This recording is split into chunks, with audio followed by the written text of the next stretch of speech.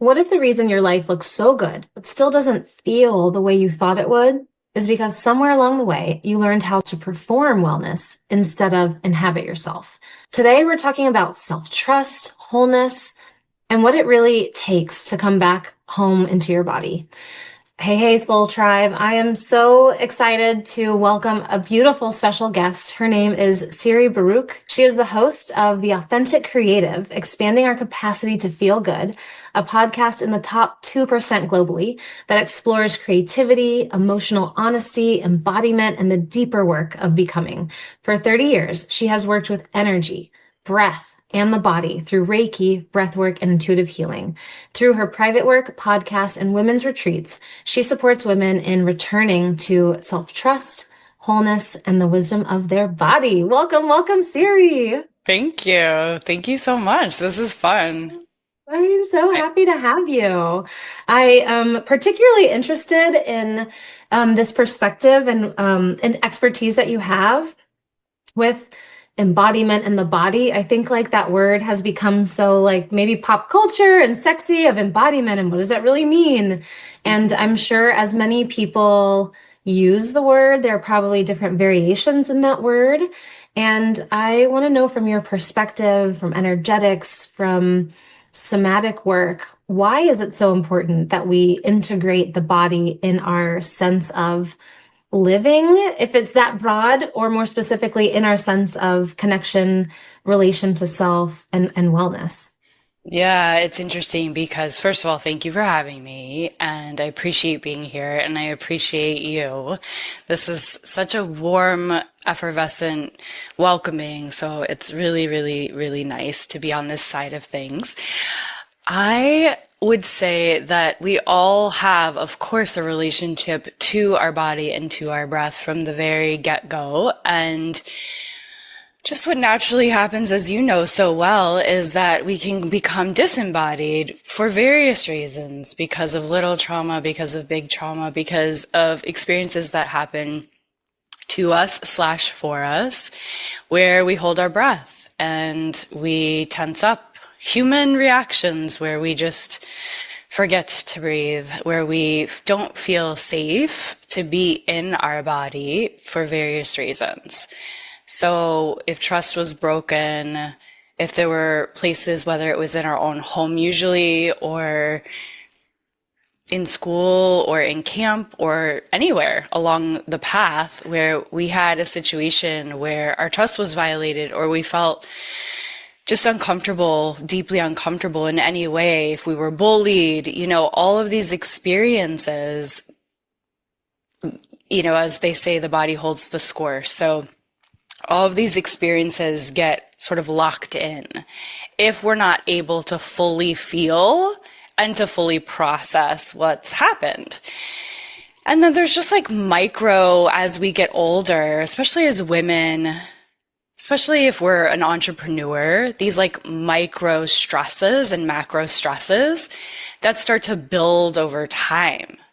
So not getting enough sleep once you have kids, not getting enough sleep, having consistent interrupted sleep where you just can't fully recover.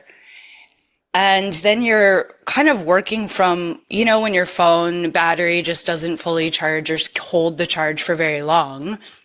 We're working from that space. So I feel like we're at a deficit to begin with in a lot of these situations as we get older. And sometimes we're just what's called a walking trauma response because we don't really have necessarily time, and we haven't really been taught until more recently how to process. And it's not that these things have to be dramatic. Yeah, true. It's like we can just take 20 seconds sometimes to feel what we feel, to process an uncomfortability, a rejection, say we didn't get the job we wanted, Yeah. or a friendship ended. Take the time to honor that, the grieving of the loss. We all have loss in our lives. Yeah. These things that impact us, where we have to go about our day and function. But if we're able to build in these moments, or ideally a full hour, where we can really truly like wring out the cloth, right? Yeah. Wring out the sponge and let it go and let it flow and come back to zero, Yeah. then we can actually function well. We can be not only well for ourselves, we can be well for our microcosm and the macrocosm, because as you know, we're all connected. Right. No. So I hope that answered it a little bit. Yeah. I know it's so true. Actually, and it's making me think because we're talking about slowing down, and I was just reflecting with a friend yesterday. And for my job, I work in the hospital with sick kids, and it's like you have to, at least to cope and like to get through and to do what I need to do, I stay disembodied, to use your words as the perfect word, for like the whole week.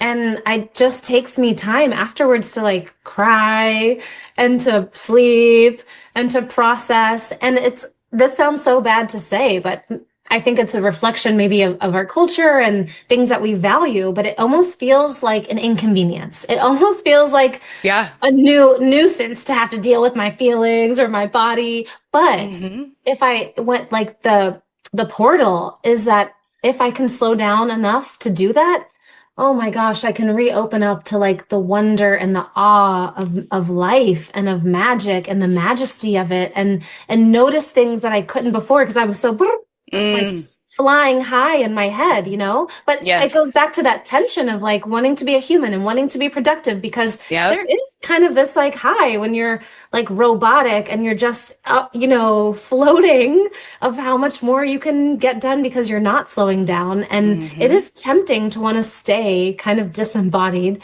whether Yeah. it's to not have to cope or deal with uncomfortable emotions, or for hustle culture or whatever. And it is such a conscious reminder to try to build that into my day. And it's still a struggle. Yeah. Thank you for your honesty and that authenticity. I love this conversation. It just reminds me of my son when he broke his arm. We were in Maui on vacation, and I had to go into a mode where I was able to caretake him and not just start crying and breaking down and being scared, having my true authentic feelings, because that was not going to help anyone or anything. Certainly it wasn't going to help my son. I needed to be strong for him. Right. So I wasn't standing there crying. Yeah.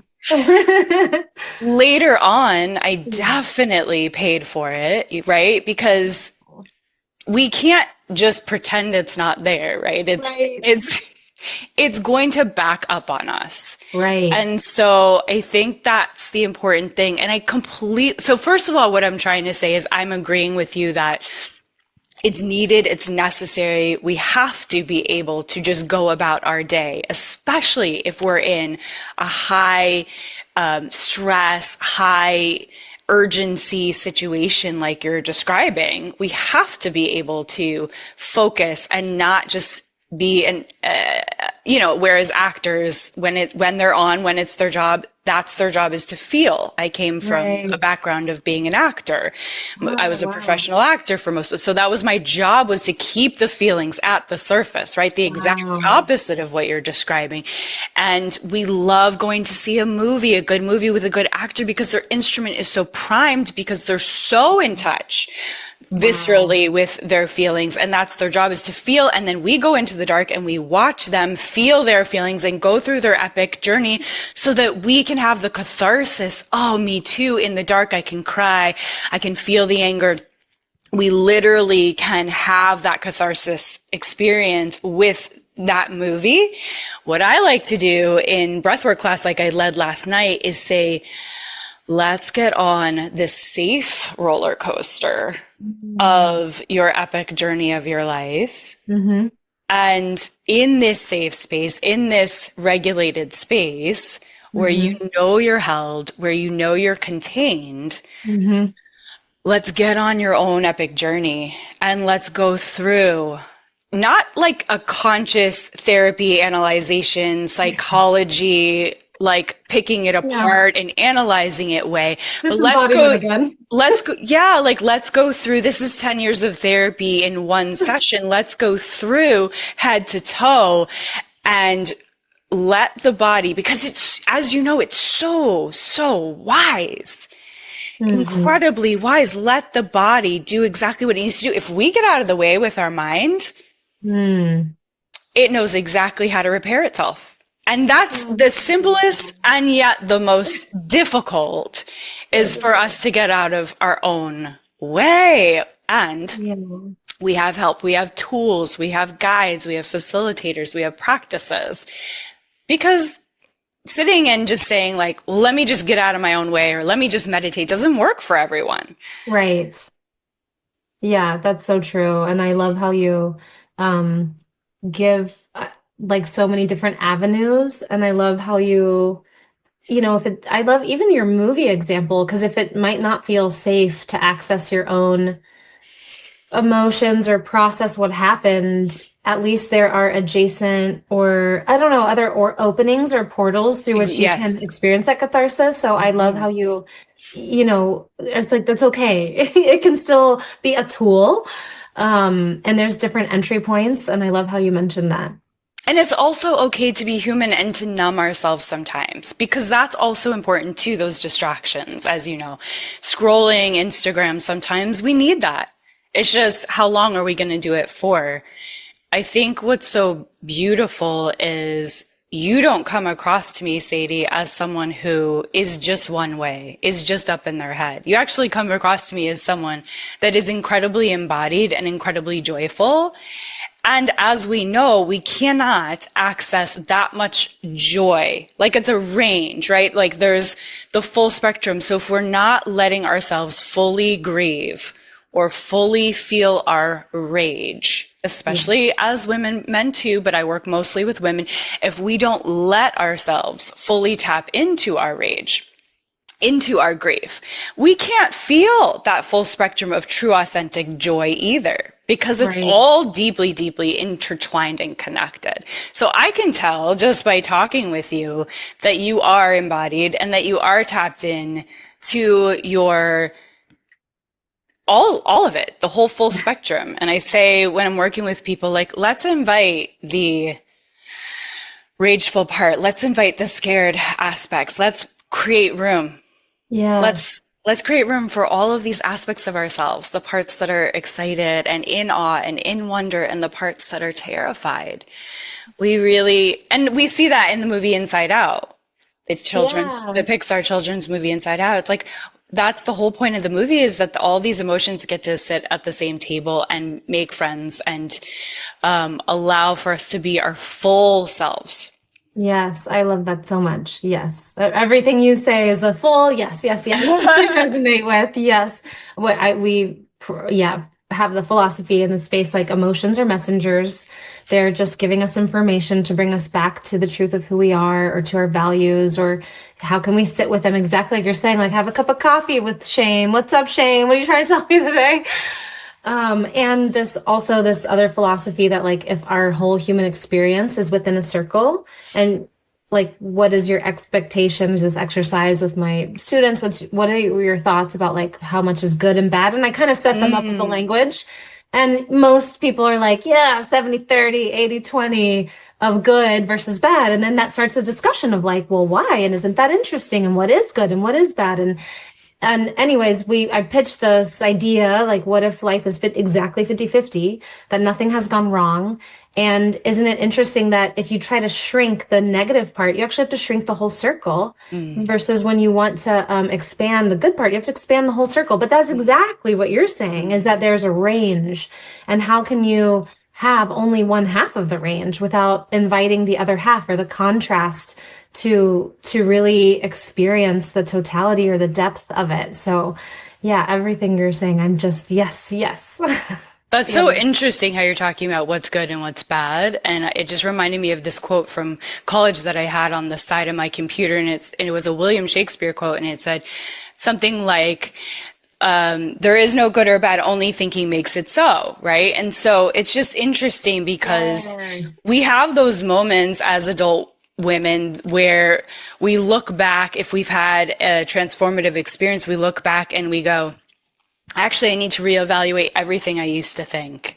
Yeah. Those threshold realization moments. And then you realize there are so many times where I thought I knew.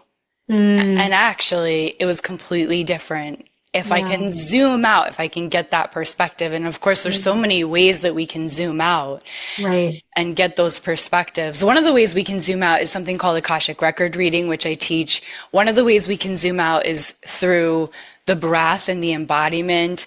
The other way we can zoom out is, of course, like journaling or meditating. I mean, there's so many ways, exercise, but getting these perspectives where we're not, like you said, with those blinders on, because that's us being in our sort of reptilian brain or our fight or flight, where we can't see every single possibility, the whole kaleidoscope, the whole spectrum of possibilities that are available to us in any given moment when we're in that state of just managing life and just sort of managing our thoughts and like feeling like we're up against ourselves, because so much of life is sort of a battle with our own mind.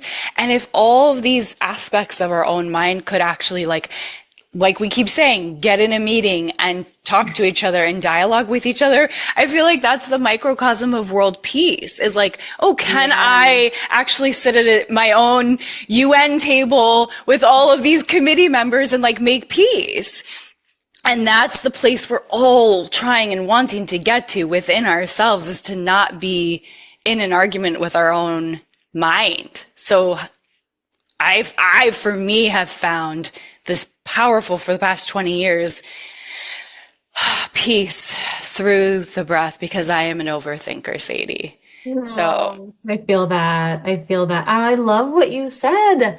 If we can bring all the pieces of us to the table and have peace, that is a microcosm of like what it would be like to have world peace. Wow, that is so beautiful. And of course, it's exactly like you said, we're not disconnected. We are all connected. So what is in the one is in the all. How beautiful, if we could find that within, how could we express that and hold that for others and create that reality? But it starts with us. That is so beautiful. Yeah. And you're making me think about the ways in which, when we're scared or when we're up in our head, when we're disembodied, that we are actually trying really hard to control circumstances and people. And and it's, bless us, when we're trying to control circumstances and people, it's because we're scared, we're in our head, we don't want to, feel what we're feeling, what have you. But we know that just backfires. We know that trying to control situations and circumstances and people doesn't actually give us what we truly want. Right. So that's true. I think it's really exciting though, that we have your practices and we have my practices, our practices, we have these tools in these languages, because, when I was growing up, like, my parents didn't understand what nervous system regulation was, what somatic support was. I don't think your parents probably knew what any of that was. No one understood any of this. Responsive parenting. It was like, what is that? It was just kind of, you just kind of were in reaction to whatever you didn't want to do that your parents did. So you just like try and do the opposite. Yeah, that's so true. Just like a ping pong between the generations. The pendulum swings like back and now I feel like this generation, we're like trying to find that middle ground, is like, how can we have discipline and boundaries and structure, but also like care about people's emotions, make space for people's emotions, like make space for, how do we regulate? Let's breathe together. That's a whole new thing.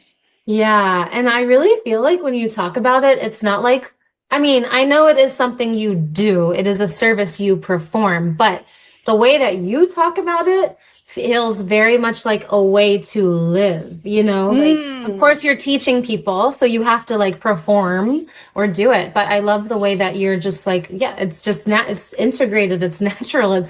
I drink water, I breathe. Pick up my kids, I regulate. And really, I guess, how can people, if they're starting this journey, I mean, other than like just practice and consciousness, is it that simple? Or what are other ways that they can make it a way of living? Right. And I think that's really key. And I'm still on that journey. And I think as long as we're alive, we're all going to be on the journey of having the opportunity to practice.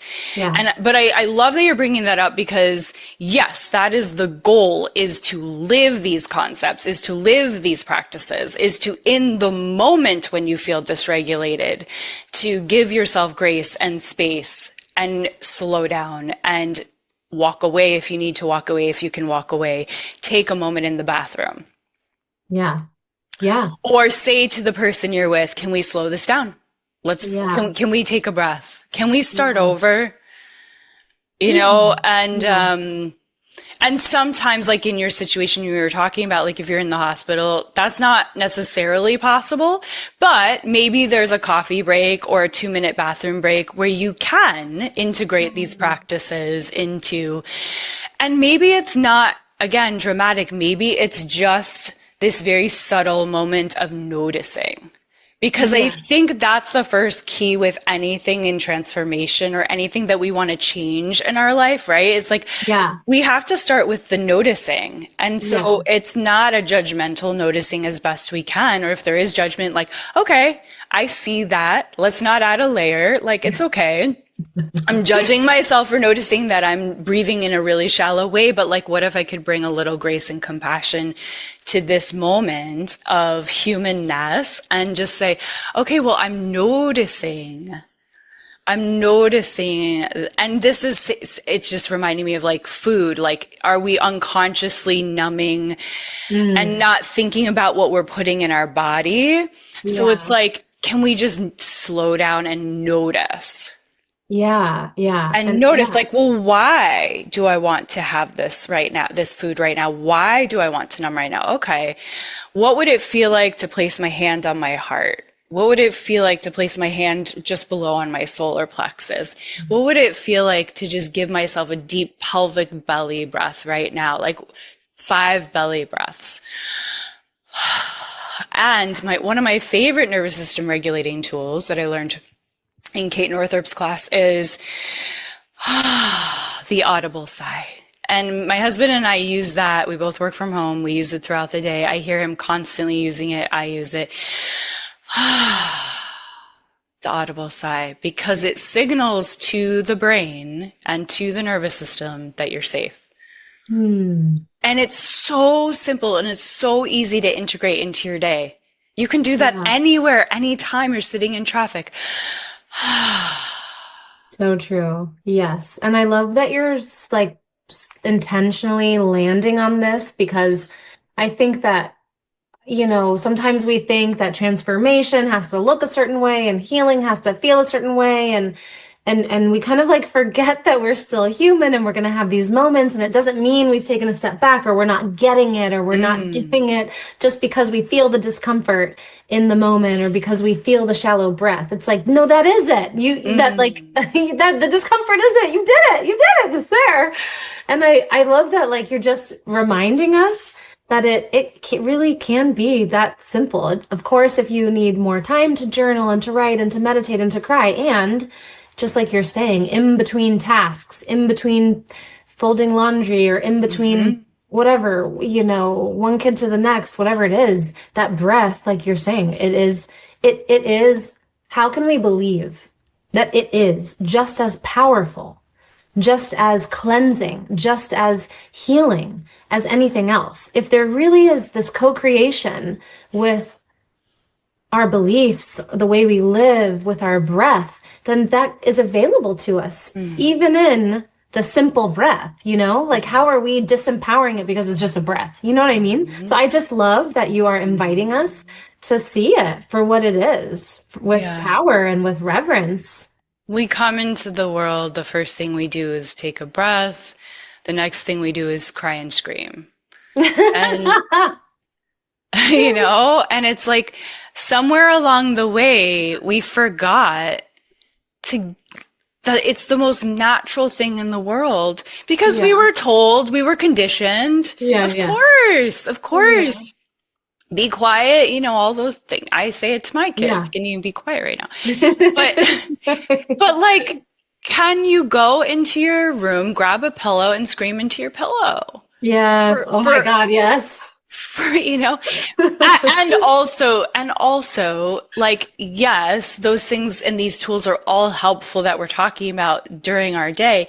And it's also incredibly important for us to know that we are worthy and deserving of taking the time to go to a breathwork class, to Hmm. go to a Reiki certification if you want to learn how to do Reiki on yourself, hands-on energy healing on Mm. yourself, because we have to fill our cups first, or to Mm. go to a women's retreat where we're going to read books, or we're going to lay down and breathe, or we're going to walk on the Yeah. ocean, or we're going to take time Yeah. as women to circle together and be in Yeah. tribe, see each other, honor each other, take 3 or 4 days to like take an actual step out of the daily grind and Mm. reset and recalibrate and completely shift out of the busyness and the overload and the overstimulation and the Yeah. noise. Like, Yeah. it is really crucial and important because we're going to burn out if we don't.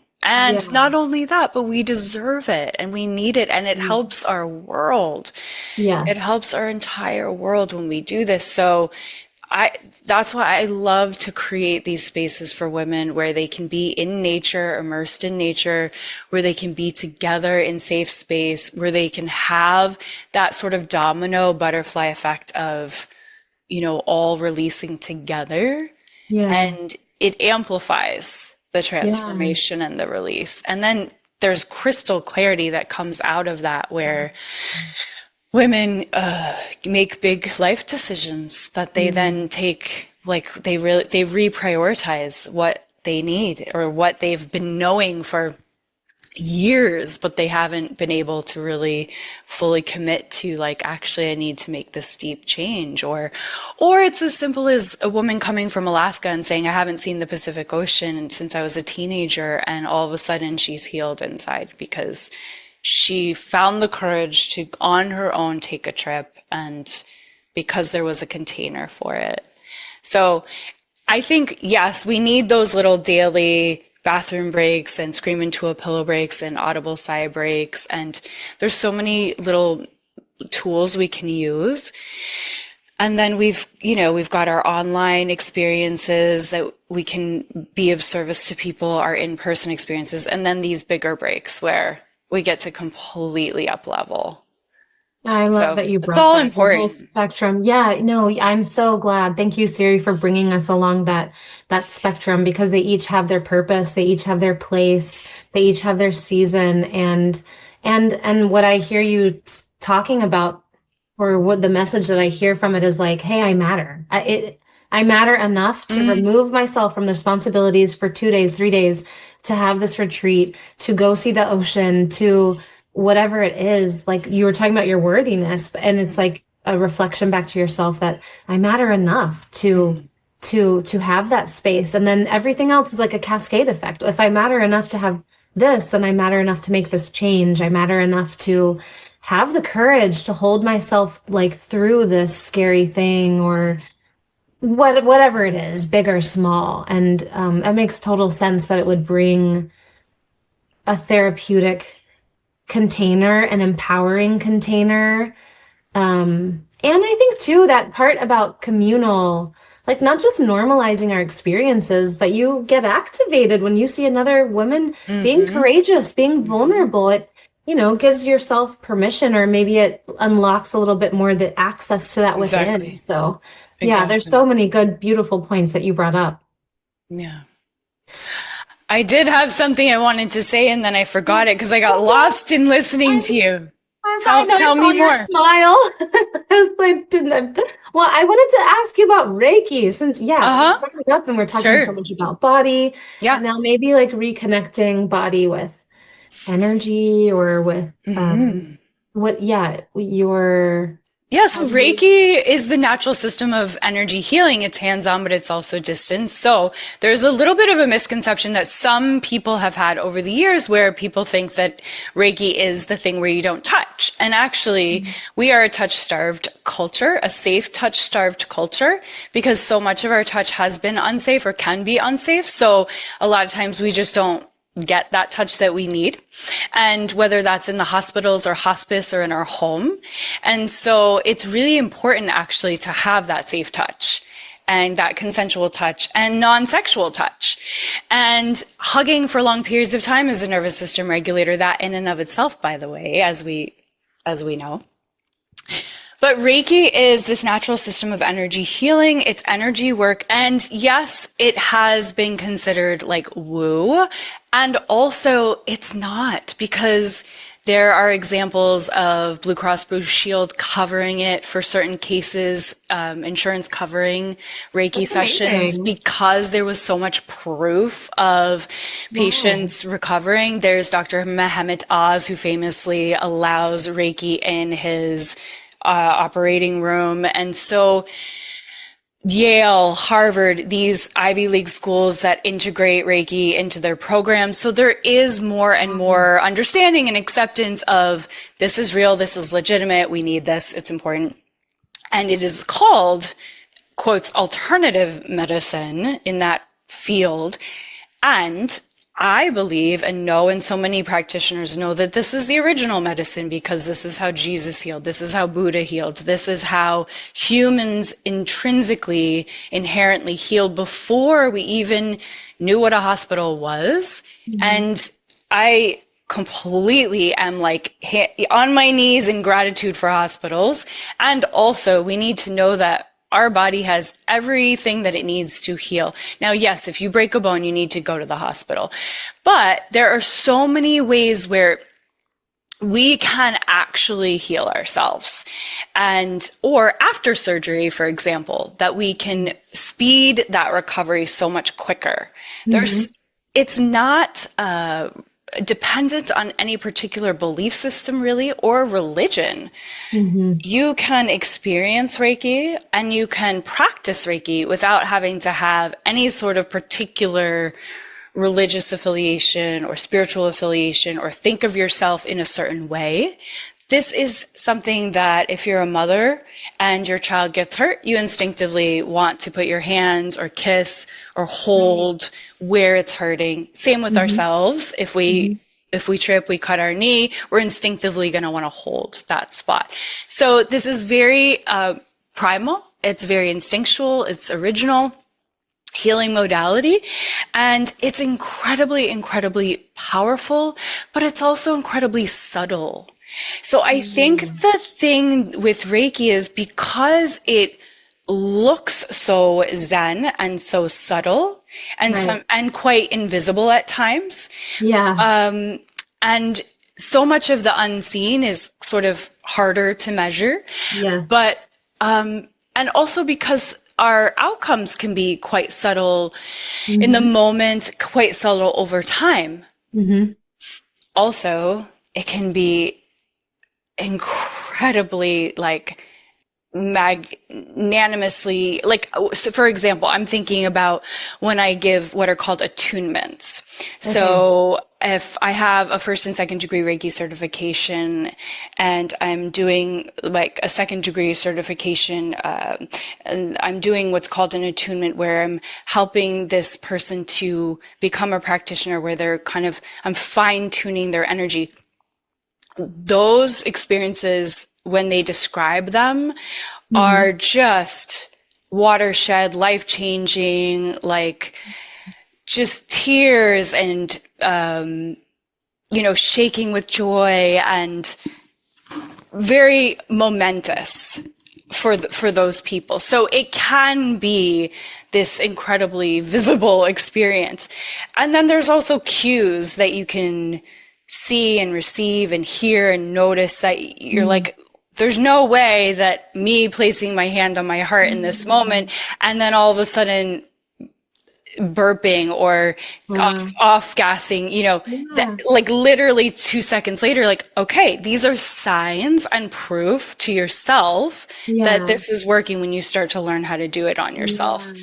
That's incredible. One of the things that's really important that my mentor, Libby Barnett, who wrote a book called Reiki Energy Medicine, what's Mm. so important is she talks about how important it is to integrate it. She was a nurse, to integrate it into hospital, hospice, and home.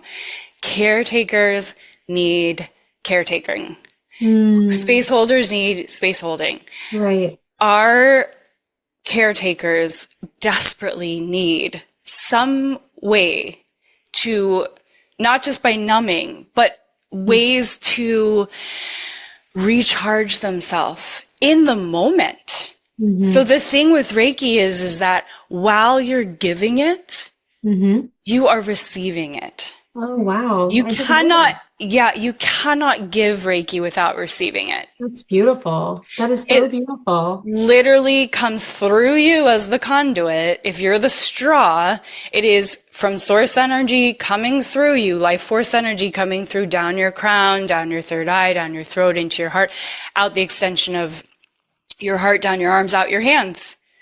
So whether you're doing it long distance or you're doing it in person, whether you're doing it hands on or hands off in the moment, it is coming through you. So therefore it is affecting you. It is Amazing. charging your battery as you're doing it. So that to me is the most absolutely beautiful thing in the world. Like That is. you cannot give without receiving. That is truly so mirroring, isn't it, of the universal generosity or divine's generosity of just what abundance is, freely giving and freely receiving in this Mm, reciprocity that is mm. so abundant. That is so beautiful. I never thought about it like that. I've never thought about it as abundant. So thank you for that. I wanted to ask you a question because as you're talking about it, my mind gets so oriented in this like 3D world of polarity. So like, I don't know, when we're talking about consciousness, you think of the contrast of like being unconscious and having some way through which to experience consciousness, if that's the example, but you could put anything in the abundance and lack. This is my ignorance, but when we're talking about Reiki or in general energy through our vehicles and being a constant transmitter, I mean, I guess you could talk about it in the frequencies of giving and receiving energy or transmitting or amplifying energy. But is there like, if you're not aware of your energy body or energetic Hmm. movement, Hmm. is there like a default state? And then is there a contrasting state? Or how does that work?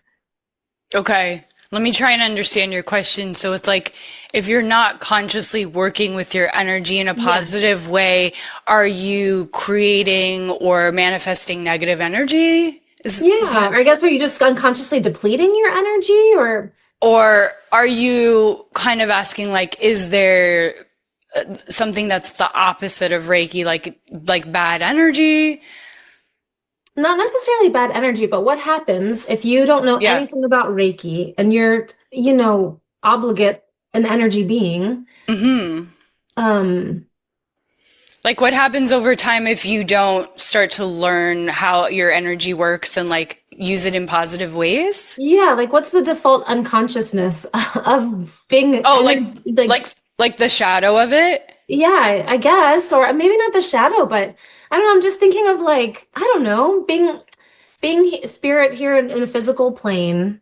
And Yeah. maybe this transcends that. Maybe energy is just always this abundant and flow that is available to us. And like the unconscious thing is just that we leak it or that we spend it or we deplete it if we're not aware or a good steward of our energy, or if we're not Mm-mm. protecting our energy, if we're not redirecting our energy. How does that work or Okay. look?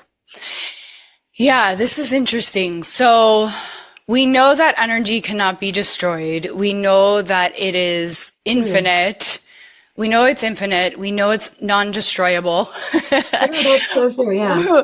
We know that because it can't be destroyed, that's why it's infinite. So if it is this like unending, infinite source of what everything is made up of, and all that life force is made up of. And it's ever flowing and ever abundant. I love that you brought in the word abundant. Then, and we're made up of it. Like when our meat suit dies off, there's still something there. There's some sort of energy that continues to exist, right? So if like we start there, we think, well, our brain again is something that serves us, but also kind of can get in our way, our logic brain, in the sense that it tells us with our eyes as well that when we look outward that we are separate. And so if we, with our logic brain, decide that we're separate, then we may relate to others and to the world as if we're kind of like this entity that doesn't have an effect on anything else. But when we remember that with our, our when we drop into our truth and into some sort of place of oneness, however you get there, when we remember the truth of this oneness, of this infinite energy, there's nothing to fix or to solve or to manage or that's wrong, inherently wrong. Like you say, it's not like we can start to look at things as we sort with our brain, like good or bad, but ultimately we know that it's all just this beautiful amalgamation of shadow and light and polarity, and it's all necessary. We have to have the dark and we have, in order to have the light, vice versa. So point being is that I don't necessarily feel that there's like quotes, bad energy or good energy. I think that there's energy that does not have an outlet or that has been blocked. And so if we are starting to become aware of those areas where our body is trying to self-protect to survive, where we're blocked, we start to be aware of the ways in which we may be dysregulated and sort of projecting that dysregulation, that pain, that discomfort, filtering it onto the world. We can be expressing sort of, if you will, quotes, negative energy. I think when we start to be aware of our oneness and aware of our energy being, that we are this energy, that we are this kind of spirit with a body, we can start to have more domain over what's happening. We can start to be at the helm. We can start to create what we want to create, as opposed to be just sort of a functioning being that's like receiving life, that life is happening to us. So I think when we start to be aware of what's happening in our energetic body, we can start to make more and more and more conscious choices of how something feels, of where our boundaries lie, of what doesn't feel good in our energetic field, of what room doesn't feel good, what person doesn't feel good, what situation doesn't feel good, and we can start to choose better. We can also start to be the hero of our life, of our journey, by deciding to be at the cause of, put positive, flowing life force energy, be open to this channel that's abundant, and put that into the world to create spaces where people can breathe deeper, to create spaces where people feel seen and known and heard and loved just by being around you. So people have asked me, and I don't know that this is what you're asking me, but people have asked me, when you do energy work on me, like, what do you feel? What do I need to fix? And I say, just enjoy how you feel now. There's nothing you need to fix. Just, let yourself be in this state of homeostasis. Because this is what Reiki does. When we are in alignment with our energy, we're in a state of homeostasis. So enjoying that instead of going back into fixing, managing, solving, enjoying that place And the other thing I want to say is about nervous system regulation is there's this idea that we have to always be calm, and we don't have to always be calm. We get the point of nervous system regulation is flexibility. The point of it is that when we feel safe for ourselves, when we know how to come back to center, when we have these tools within us, when we have these reminders, then we can actually fluctuate and flow and feel the whole spectrum and notice and adjust. I'm going to adjust to this situation. I'm going to adjust to this person's energy, or I'm going to consciously choose. My husband's having a hard night. I'm going to give him Reiki tonight in bed while he's laying on his side, and I'm going to use my tools. And then, there's practices like you do in the hospital when you wash with cold water up to your elbows. That is what we do. That is a tool we use after we're practicing Reiki, because we want to cleanse and clear, but we also want to separate our energetic field from the other person that we've just been working on and let them close up and be in their own energetic space. So we're disconnecting. We're not taking on other people's energy. We're not taking it home with us. We can take a shower. We can take a bath. We can put our feet in the grass. We can do these things to reconnect with the earth so that we're not unconsciously taking on other people's energies that are... I think I just went on a weird rant. No. I love it. What I took from it is like, and I'm sorry for the weird question. It just popped in my head. I've never really thought about energy in that way. I'm like, I wonder if there's any parallels between other things here on this earth. But what I took from it is the duality I'm taking is like, there's either a circulation flow state or like a stagnant blocked state. And one feels light and flowing and one feels dense. And our job is to be attuned to what is going on and attune the energy to get us back into our homeostatic state of flow and circulation. And I think that mirrors the next thing that you said was, when we do that, it's not about calm. It is about flow. It is about allowing the flow of life, allowing the flow of emotions, allowing the flow of your experience. But how can we do that if we're not if we're not in circulation, allowing the experience to move, the emotion to move, the energy to move, and how much when we try to control and try to block ourselves from feeling, are we in the denser state, not only internally but in our dance with life. So I thought your answer was brilliant, and it was multi-layered. I went on a whole thing, but one little tiny thing I just do want to share is a visual about Reiki is, so we have these 7 energy centers. We've known this for a really long time that are throughout our body, right? And so but say someone lays down and you were to see each energy center as a cup.